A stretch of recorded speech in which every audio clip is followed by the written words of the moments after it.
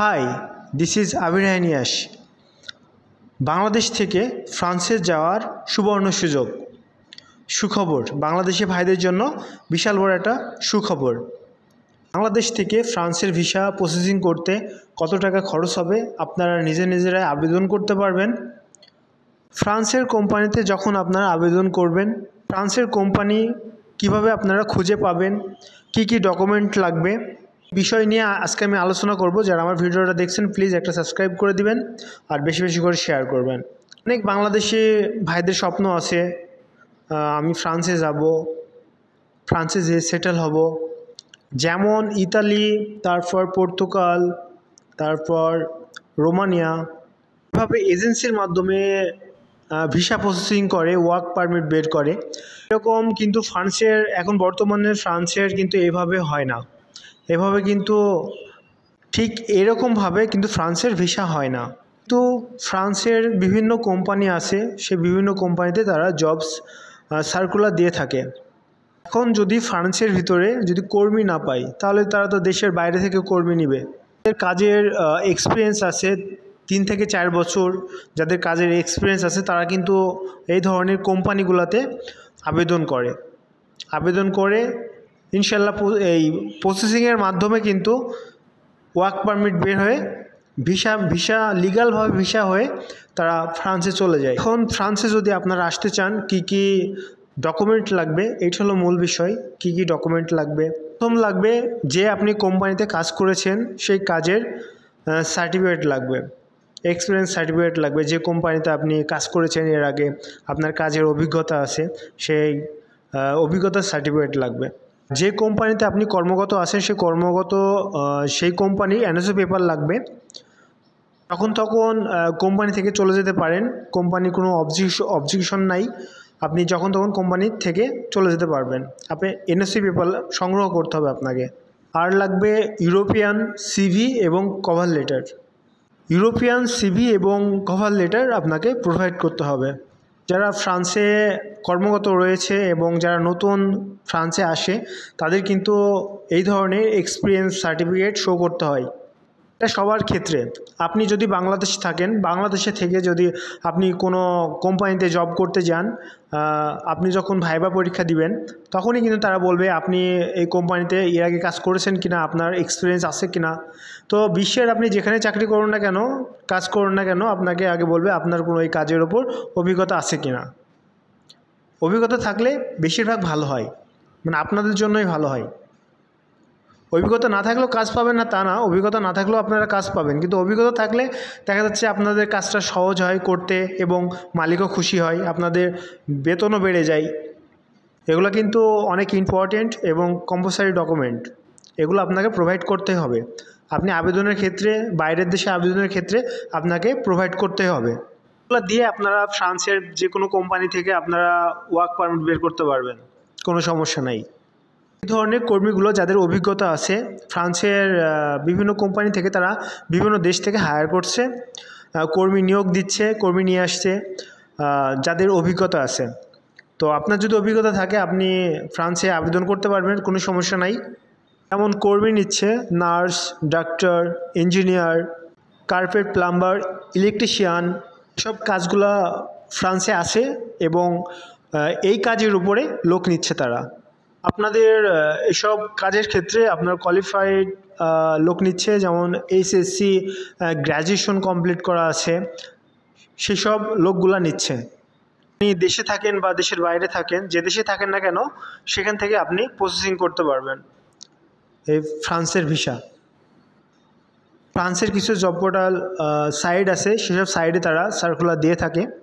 এই সাইটগুলোতে আপনাকে ফলো করতে হবে, ফলো করে আপনাকে আবেদন করতে হবে। এছাড়াও গ্লাসডোর, ইনডিড, তারপর লিঙ্কডইন, এগুলোতে তারা জব সার্কুলার দিয়ে থাকে। আপনি এগুলো সার্চ করে আপনি নিজেই কম্পিউটার থেকে এবং মোবাইল থেকে আপনি নিজে আবেদন করতে পারবেন। যে ডকুমেন্টগুলোর কথা বললাম এই ডকুমেন্টগুলো আপনারা তাদের কাছে শেয়ার করবেন, সেগুলো তারা দেখবে, যাচাই বাছাই করবে। যখন আপনি যাচাই বাছাই কমপ্লিট হয়ে যাবে, তারা আপনার কোয়ালিফিকেশন দেখবে, দেখবে যে আপনার কোয়ালিফিকেশন সব ঠিক আছে, যে আপনার কাজের অভিজ্ঞতা আছে এবং সার্টিফিকেট আছে, সব কিছুই আছে, তখন তারা আপনাকে হায়ার করবে। একটা বিষয় আপনাদের আরেকবার বলি, যাদের কিন্তু অভিজ্ঞতা নাই তারা কিন্তু তাদেরকে কিন্তু ভিসা দিবে না। যাদের কিন্তু অভিজ্ঞতা নাই তাদের কিন্তু ভিসা দিবে না। যাদের এই ধরনের কোম্পানিতে কাজ করার অভিজ্ঞতা আছে তাদেরই কিন্তু কোম্পানি ডিরেক্টলি ভিসা দিবে। যাচাই বাছাই করে কোম্পানি থেকে ওয়ার্ক পারমিট বের হবে, আপনারা পাসপোর্ট জমা দিবেন, ইনশাল্লাহ আপনাদের ভিসা হয়ে যাবে। এইভাবে কিন্তু প্রত্যেক বছরই কিন্তু লোক আসছে। যদি আপনারা নিজেরাই আবেদন করেন, নিজেরা সব কিছু করেন, আপনার যদি এক্সপিরিয়েন্স থাকে, সব কিছু আপনার কোয়ালিফিকেশন যদি ভালো থাকে, তাহলে দেখা যাচ্ছে আপনার খুব অল্প খরচে হয়ে যাবে। আর যদি আপনারা এজেন্সির মাধ্যমে করেন, এজেন্সির মাধ্যমে করলে আপনাদের মিনিমাম প্রচুর টাকা খরচ হবে, যেমন 20 লাখ 22 লাখ টাকা খরচ হতে পারে, এরকম খরচ হবে ফ্রান্সের। আর যদি একা করেন তো খুব অল্প টাকা খরচ হবে, 3 থেকে 4 লাখ টাকা মতো খরচ হবে। এরকম অল্প খরচে আপনারা ফ্রান্সে আসতে পারবেন। আপনি যদি নিজে আবেদন করেন, সঠিক নিয়মে আবেদন করেন, তাহলে দেখা যাচ্ছে আপনি 100% ভিসা পাবেন। ইতালিতে আপনার লোক নিচ্ছে এগ্রিকালচার, স্পন্সারি, ডোমেস্টিকে, কেউ নিচ্ছে 18 লাখ টাকা, কেউ নিচ্ছে 20 লাখ টাকা, কেউ নিচ্ছে 15 লাখ টাকা। তো এরকম প্রসেসিং আপনার ফ্রান্সের যদি এজেন্সির মাধ্যমে করেন, আপনার 20 লাখের কমও হতে পারে, 20 লাখের বেশিও হতে পারে। যদি আপনার নিজেরাই যদি আপনার কোয়ালিফিকেশন থাকে, আপনার সব কিছুতে আপনি যোগ্যতা আছে, আপনার সব কিছুতে যোগ্যতা আছে এবং আপনার সঠিক নিয়মে যদি আপনারা আবেদন করতে পারেন, আপনার কোম্পানি থেকে আপনাকে ওয়ার্ক পারমিট ভিসা দিবে। তো খুব অল্প খরচে আপনারা চলে যেতে পারবেন। এভাবে কিন্তু প্রত্যেক বছরেই লোক আসছে, অনেক লোক আসছে এইভাবে প্রত্যেক বছরেই কিন্তু অনেক লোক আসছে, যাদের কোয়ালিফিকেশন আছে, যাদের সব কিছু ওকে আছে, ডকুমেন্ট ওকে আছে। ডকুমেন্টগুলাই কিন্তু এখানে কিন্তু ডকুমেন্টগুলাই মেন। যাদের এক্সপিরিয়েন্স নাই তারা কিন্তু আবেদন করতে পারবে না, কারণ তারা দক্ষ কর্মী খুঁজছে। ফ্রান্সে তারা দক্ষ কর্মী খুঁজছে, তারা দক্ষ কর্মী ছাড়া অদক্ষ কর্মী নিবে না। যারা কাজ পারে না তাদের তো নিবে না, যারা কাজ পারে, যাদের অভিজ্ঞতা আছে, তাদেরকেই তারা নিবে, তারা বেছে নিচ্ছে। আপনারা ফ্রান্সে আসতে পারেন, মিনিমাম নিম্ন 2 লাখ টাকা আপনি স্যালারি পাবেন, 2 লাখ টাকা নিম্নে স্যালারি পাবেন নতুন অবস্থায়। যাদের অভিজ্ঞতা আছে, যারা ফ্রান্সে নতুন আসবেন, তাদের নতুন অবস্থায় কিন্তু 2 লাখ টাকা বেতন হবে।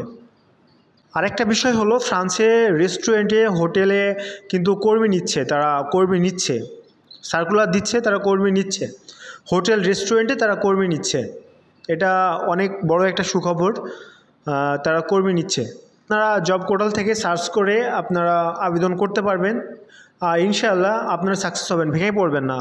আমি যে কথাগুলো বলতেছি আপনারা চেষ্টা করেন, ইনশাআল্লাহ সাকসেস হবেন। আপনার কোনো রেসপন্স আসলো না আবেদন করার পর, তাহলে যে আপনি ভেঙে পড়বেন তা না। আপনাকে একটার পর একটা সার্চ করে আপনাকে সঠিক নিয়মে আবেদন করতে হবে। যদি সেই কোম্পানির মালিকের সব কিছু ঠিকঠাক থাকে, যদি আপনাকে পছন্দ করে তারা, আপনার যদি যোগ্যতা থাকে, নিশ্চয়ই আপনি ভিসা পাবেন 100%। এইভাবে কিন্তু প্রত্যেক বছরই বাঙালিরা আসছে এবং বিভিন্ন দেশের মানুষরা কিন্তু জব সার্চ করে এইভাবে আবেদন করে কিন্তু অনেকেই আসছে, খুব অল্প টাকা খরচ করে। তো আপনিও আসতে পারবেন, আশা ছাড়বেন না, আশা রাখেন, ইনশাল্লাহ একদিন সাকসেস হবেন। আপনি আবেদন করবেন, তারা রেসপন্স করবার পর আপনাকে ডিসকাস করবে আপনার সাথে।